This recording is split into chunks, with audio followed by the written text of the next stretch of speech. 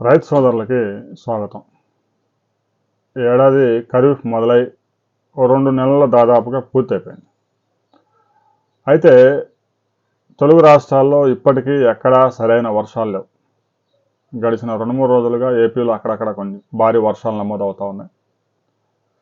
బంగాళాఖాతంలో ఏర్పడిన తీవ్ర వాయుగుండం ప్రభావం చూపుతూ ఉంది. ఇక కృష్ణానదికి గోదావరికి కూడా పెద్ద ఎత్తున వరద వచ్చి చేరుతా ఉంది. గోదావరి పరివాహక ప్రాంతాల్లో, కృష్ణా పరివాహక ప్రాంతాల్లో, వెస్టర్న్ ఘాట్స్లో భారీ నుంచి అతి భారీ వర్షాలు నమోదవుతా ఉన్నాయి. రాబోయే 2 రోజుల పాటు కూడా అతి భారీ వర్షాలు నమోదయ్యే అవకాశం ఉందని కర్ణాటక వాతావరణ శాఖ ఆరెంజ్ అలర్ట్ జారీ చేసింది. తాజాగా కృష్ణానదికి వస్తున్న ఫ్లడ్ కనుక మనం పరిశీలించినట్లయితే, కృష్ణానది మీద ఉన్నటువంటి ఈ కర్ణాటకలో ప్రాజెక్టులు ఆల్మట్టి, నారాయణపూర్ పూర్తిగా నిండిపోయాయి. ఇక మిగిలిన ప్రాజెక్టులు కూడా మణి, లింగనమల్లి, సూప, హారంగి, హేమవతి, కేఆర్ఎస్, కబిని, ఘటప్రభ, తుంగభద్ర, భద్ర, మలప్రభ ఈ ప్రాజెక్టులు కూడా 70 నుంచి 80% నీరు చేరింది. ఒక తుంగభద్రలో మాత్రమే 32 టీఎంసీల ఫ్లడ్ ఉంది. ఇంకా 70 టీఎంసీలు పైగా తుంగభద్రకు రావాల్సి ఉంది. తుంగా, భద్ర నదుల్లో ఫ్లడ్ బాగానే మరలా మొదలైంది. భద్రా డ్యామ్ పూర్తిగా నిండిపోయింది. వచ్చిన ఫ్లడ్ మొత్తం తుంగభద్రకి రిలీజ్ చేస్తూ ఉన్నారు. తుంగభద్ర నుంచి అయితే ఇప్పట్లో మనం శ్రీశైలం డ్యామ్కి ఫ్లడ్ వరద ఎక్స్పెక్ట్ చేయలేం. మరో 15 రోజుల దాకా అలాంటి పరిస్థితి. ఇక ఆల్మట్టి డ్యామ్కి తాజాగా 88,168 క్యూసెక్కుల ఫ్లడ్ వచ్చి చేరుతా ఉంది. విద్యుత్ ఉత్పత్తి ద్వారా 15,000 క్యూసెక్కులు, 14 గేట్లు ఎత్తివేయడం ద్వారా 68,192 క్యూసెక్కుల ఫ్లడ్ రిలీజ్ చేస్తా ఉన్నారు. మొత్తం మీద ఒక 83,000 పైగా క్యూసెక్కుల ఫ్లడ్ ఆల్మట్టి డ్యామ్ నుంచి నారాయణపూర్కు చేరుతా ఉంది. ఆల్మట్టి డ్యామ్ 123 టీఎంసీలు కెపాసిటీ అని వారు చెప్తున్నా 115 టీఎంసీలు ఇప్పటికే నిల్వ చేశారు. 519.6 మీటర్ల హైట్కి గాను 518.6 మీటర్ల ఫ్లడ్ నిల్వ చేశారు. కేవలం 1 మీటర్ మాత్రమే ఫ్లడ్ కుషన్ ఉంచుకున్నారు. ఎగువ ప్రాంతాల నుంచి భారీ ఎత్తున ఫ్లడ్ వస్తుంది కాబట్టి కాలువలకు కూడా పెద్ద ఎత్తున నీటిని రిలీజ్ చేశారు. ఇక నారాయణపూర్ కూడా పూర్తిగా నిండిపోయింది. 37 టీఎంసీలకు గాను 35 టీఎంసీల వరద చేరింది. కేవలం ఒక 2 టీఎంసీల గ్యాప్ ఉంచుకున్నారు ఫ్లడ్ మేనేజ్మెంట్ కోసం. వచ్చిన వరద మొత్తాన్ని జూరాలకు రిలీజ్ చేశారు. జూరాలకి నిన్న ఉదయం నుంచే క్రమంగా ఫ్లడ్ పెరుగుతూ ఉంది.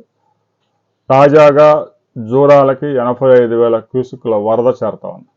నారాయణపూర్ నుంచి వస్తున్నటువంటి 60,000 క్యూసెక్కులు, మరొక వైపు ఉజ్జయిని పెద్ద ఎత్తున వరద వస్తూ ఉంది. భీమా నదిలో ఉజ్జయిని డ్యామ్ కూడా పూర్తిగా నిండిపోయింది. ఉజ్జయిని ప్రాజెక్టు కూడా 62,000 క్యూసెక్కుల ఇన్ఫ్లోస్ వస్తూ ఉన్నాయి. అక్కడ కూడా గేట్లు ఎత్తి ఫ్లడ్ రిలీజ్ చేశారు. అది నేరుగా జూరాలకు చేరుతా ఉంది. ఈరోజు జూరాల్లో విద్యుత్ ఉత్పత్తికి అధికారులు ఏర్పాట్లు చేస్తూ ఉన్నారు. కాలువలకు కూడా నీటిని రిలీజ్ చేయబోతా ఉన్నారు కాసేపట్లో. ఇక విద్యుత్ ఉత్పత్తి ద్వారా ఒక 40,000 క్యూసెక్కుల ఫ్లడ్ శ్రీశైలంకి ఈరోజు రిలీజ్ చేస్తారు. ఇప్పటికే జూరాల్లో 10 టీఎంసీల కెపాసిటీకి 8.2 టీఎంసీల వరద జరిగింది.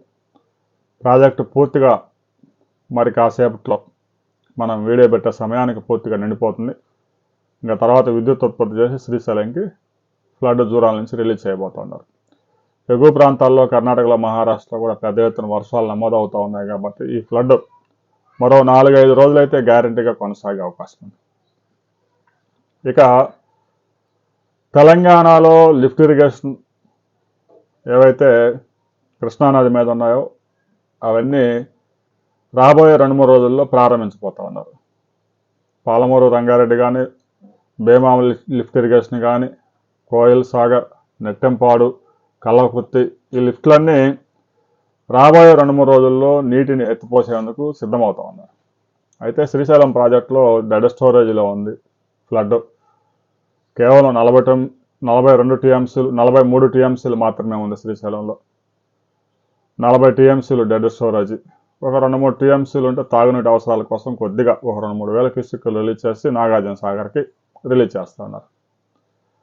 రాబోయే 24 అవర్స్లో శ్రీశైలం ప్రాజెక్టుకి పెద్ద ఎత్తున వరద చేరబోతా ఉంది. ఈ సీజన్లో మొదటిసారి.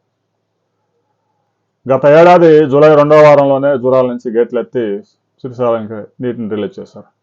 ఈ ఏడాది కర్ణాటక, మహారాష్ట్రలో కూడా జూన్ నెలలో తీవ్రమైన కరువు పరిస్థితులు ఉన్నాయి. తాజాగా పెద్ద ఎత్తున వర్షాలు నమోదవుతున్నాయి. దాంతో కృష్ణా, గోదావరి వరద మొదలైంది. ఆలస్యంగానైనా ఆగస్టు నాటికైనా శ్రీశైలం ప్రాజెక్టుకి వరద చేరబోతా ఉంది. ఆగస్టులో పెద్ద ఎత్తున శ్రీశైలం ప్రాజెక్టు వరద వచ్చే అవకాశం ఉంది. కృష్ణానదిలో, భీమా నదిలో పెద్ద ఎత్తున ఫ్లడ్ నడుస్తూ ఉంది. ఇక దూద్గంగా, వేదగంగా, ఘటపర్వ వరద ప్రవాహం భారీగా పెరగబోతా ఉంది. ఆల్మట్టి డ్యాంకి రాబోయే 24 అవర్స్లో 2 లక్షల క్యూసెక్ల ఫ్లడ్ రాబోతా ఉంది. కర్ణాటకలో ఘటప్రభ, వేదగంగా, దూద్గంగా పరివాహక ప్రాంతాల్లో కాజ్వేల మీదుగా వరద ప్రవహిస్తూ ఉంది. బెళగావి ప్రాంతంలో పెద్ద ఎత్తున వర్షాలు నమోదవుతా ఉన్నాయి. ఆ ఫ్లడ్ అంతా ఆల్మట్టి డ్యాంకి 2 లక్షల క్యూసెక్ల వరకు పెరిగే అవకాశం ఉందని అధికారులు ఫ్లడ్ మొత్తాన్ని రిలీజ్ చేసేందుకు సిద్ధమవుతా ఉన్నారు. ఇక ఎగువ ప్రాంతాల్లో వాతావరణ శాఖ కూడా కర్ణాటక వాతావరణ శాఖ ఆరెంజ్ అలర్ట్ జారీ చేసింది. మరో 2 రోజులు భారీ నుంచి అతి భారీ వర్షాలు నమోదయ్యే అవకాశం ఉంది. ఇక దూద్గంగా, వేదగంగా నదులు ప్రమాదకర స్థాయిలో ప్రవహిస్తూ ఉన్నాయి. ఆ నదుల కెపాసిటీని మించి వరద ప్రవాహం ఉంది. సమీప ప్రాంతాల్లో గ్రామాలు కూడా ఖాళీ చేపిస్తూ ఉన్నారు. ఆ ఉపనదుల సరిహద్దుల్లో తీవ్ర వరద ముప్పు ఏర్పడింది. బెళగావి జిల్లాలో చిక్కోడి, నిప్పాని తాలూకాల్లో చాలా వంతెనలు పూర్తిగా నీట మునిగి దాదాపు 125 గ్రామాలకు రాకపోకలు కూడా స్తంభించిపోయాయి. దూద్గంగా పరివాహక ప్రాంతాల్లో కరడ్గా, బెడికిహాల్ గ్రామాల్లో వందలాది ఎకరాల పంట కూడా నీట మునిగింది. మహారాష్ట్ర ప్రభుత్వం అలర్ట్ జారీ చేసింది. కొల్హాపూర్లో, మహారాష్ట్రలోని కొల్హాపూర్ కానీ, కర్ణాటకలోని బెళగావి జిల్లాల యంత్రాంగాలు ఈ నదీ తీరాల ప్రాంతంలో దూద్గంగా, వేదగంగా ప్రాంతాల్లో ప్రజల్ని అలర్ట్ చేశారు. లోతట్టు ప్రాంతాల ప్రజల్ని ఎగువ ప్రాంతాలకి షిఫ్ట్ చేసి సహాయక చర్యలు కూడా చేపట్టారు. ఇక ఆ ఫ్లడ్ రావడానికి మనకి ఇంకా 2 days పట్టే అవకాశం ఉంది. ఆ ఫ్లడ్ నేరుగా వస్తుంది. ఇంకా ఆల్మట్టి నిండిపోయింది కాబట్టి, నారాయణపూర్ పూర్తిగా నిండింది కాబట్టి ఆ వచ్చిన వరద మొత్తాన్ని కిందకి రిలీజ్ చేస్తారు. మరొక వైపు భీమా మీద ఉన్నటువంటి ఉజ్జయిని ప్రాజెక్టు కూడా పూర్తిగా నిండిపోయింది. డ్యామ్ ఇప్పటికే 94% నిండిపోయింది. 20 daysలోనే ఉజ్జయిని ప్రాజెక్టుకి 62 టీఎంసీల ఫ్లడ్ చేరింది. జలాశయానికి 70,000 క్యూసెక్ల ఫ్లడ్ వస్తూ ఉంది. ఇది కొంచెం ఇంకా పెరుగుతూ ఉంది. మనం వీడియో పెట్టే సమయానికి అది 75,000, 80,000 కూడా కావచ్చు. ఇప్పటికే గేట్లన్నీ ఎత్తేసారు. పెద్ద ఎత్తున ఫ్లడ్ కిందకి రిలీజ్ చేస్తూ ఉన్నారు.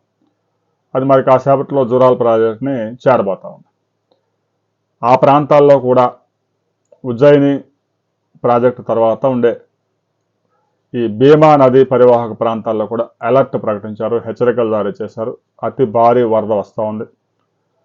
కర్ణాటకలోని కలబురగి జిల్లా యంత్రాంగం నదీ ప్రాంతాల్లో రెవెన్యూ అధికారులు గ్రామాల్లో లోతట్టు ప్రాంతాలన్నీ ఖాళీ చేయించారు.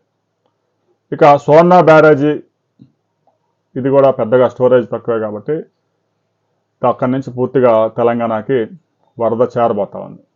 ఆల్మట్టి, నారాయణపూర్ నుంచి కూడా పెద్ద ఎత్తున వరద వస్తూ ఉంది.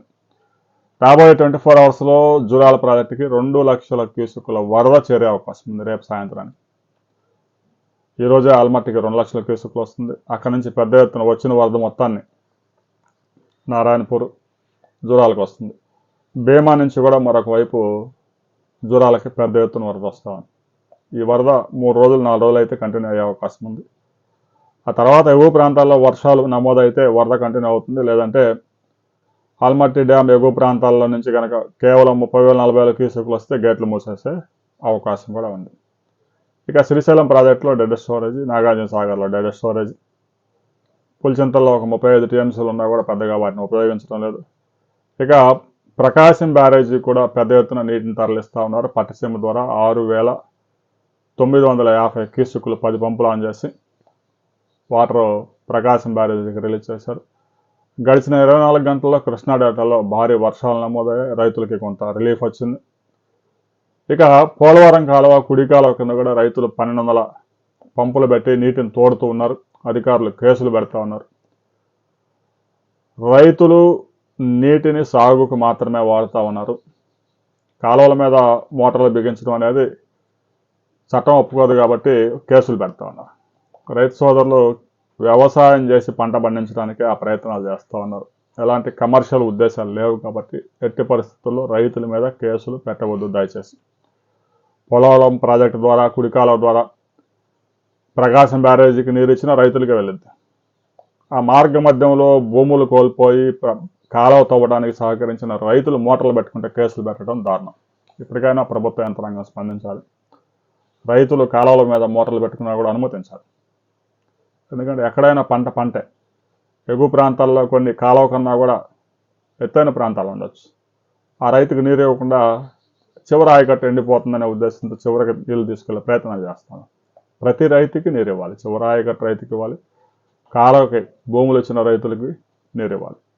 ఇక ప్రకాశం బ్యారేజీలో ప్రకాశం బ్యారేజీ కృష్ణా డెల్టా కింద నాట్లు ముమ్మరంగా వేస్తూ ఉన్నారు. చాలా ప్రాంతాల్లో నీటి కొరత తీవ్రంగా ఉంది. వరి నాట్లు వేయడం రైతులకు చాలా ఇబ్బందిగా ఉంది. కొంచెం 24 అవర్స్ నుంచి వర్షాలు నమోదవుతూ ఉన్నాయి కాబట్టి కొంత రిలీఫ్ దక్కే అవకాశం ఉంది. కృష్ణా డెల్టా రైతులు మీ ప్రాంతంలో పట్టిసీమ నీరు పుష్కలంగా వస్తుందా లేదా, ఏ ప్రాంతాల్లో రైతు సోదరులు నీటి సమస్యను ఎదుర్కొంటున్నారు అనే విషయాన్ని ప్రతి రైతు కామెంట్ చేయండి. ప్రభుత్వం దృష్టికి తీసుకెళ్లే ప్రయత్నం చేద్దాం.